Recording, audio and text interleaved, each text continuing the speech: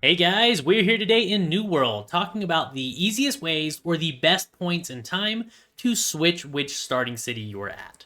There are 4 starting areas that you may spawn into at random after you finish the tutorial. These areas are Monarch's Bluff, Everfall, Windsward, and First Light.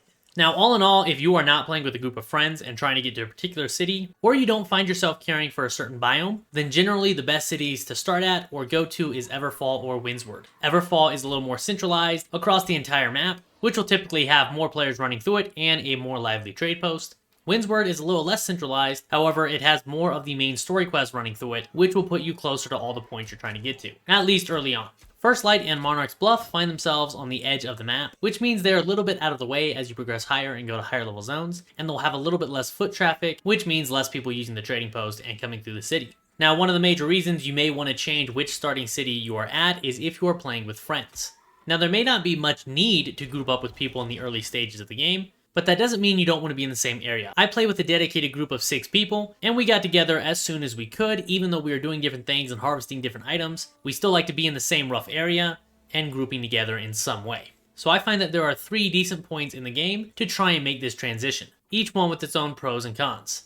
I will point out that one of the methods to get to the right starting area is not really one that I will recommend, but you can remake your character over and over until you happen to spawn on the right beach. Clearly, if you're on a server with queues, this is a terrible idea, and even if you're not on a server that has high queues, there is no guarantee of when this will work. It's very much rolling the dice and just gambling. You may get lucky and get it on the first try, but you also could be here for hours on end remaking a character and wishing you had just continued on the path and traveled in-game. With that being said, we'll go and look at the options that I think are the best to transition your starting city. The first and earliest point in the game is right when you finish the tutorial. You run up on the beach and talk to your quest giver. They will give you a pair of duelist boots, and right here, if you do not accept the next quest, you can pull up your map and see that there is now a quest icon in all 4 starting zones at their respective watchtowers on the beach. You can travel at this point to the other starting zone you want to be in, and accept the quest on the beach, and continue on your main story quest from there. The great thing about transitioning at this point is almost all of your territory standing or area level is built in the new zone you want to be in, so you get a little bit of a head start with your gathering speed or storage space in that area. The biggest con to this is that it's very difficult to move at this low level, probably around level 2, because if you get attacked by anything at all, the likelihood is that you'll die and have to respawn way back where you were. Where you begin and where you're going do factor into this. If you start in Monarch's Bluff and you're heading over to Everfall, the run is not that hard and you can likely make it level 2.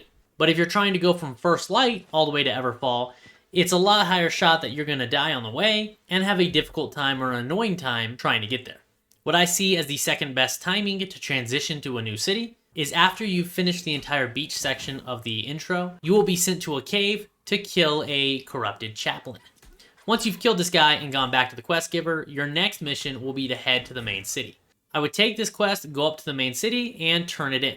Right when you've done this at the town hall, do not accept the next main quest. You can pull up your map again and see that all the main settlements have a quest in them again. At this point, you can transition to the next settlement and accept the next quest there and continue on your path. Now, you'll notice if you're pulling up your map a lot that in between every mission you get, you could transition. Almost every single mission is available from any of the settlements at every pause point. But once you accept a mission, you cannot abandon it, you can only reset its progress, which means you will have to finish it before you have a shot to transition again. The reason right when you get to the city is a good point is because you're now a little bit more equipped, you're probably level 6 or 7, and have some decent armor or different weapons on, so that you stand a better shot if you get attacked on the roads of defending yourself. If you continue past this point, the quest givers in the city will start giving you some missions to go and get crafting materials. They will give you sacks of crafting materials, and all of these can start weighing pretty heavy, which means you will either need to put them in the storage shed or have to lug around that weight to your new starting city. If you transition right when you get to the city, like I recommend, then you don't have to worry about having anything in the storage shed or having any unnecessary weight on you, and it makes the travel a little bit easier. And then the third and final point I have for a good section to transition is actually when you should transition anyway. And this is after you've gotten past level 10, you've picked a starting faction, you've done a couple of the prerequisites for that faction to join them, like their initiation, and then you have finished the encroaching corruption quest, which has you go and take out some corrupted entities in the zone.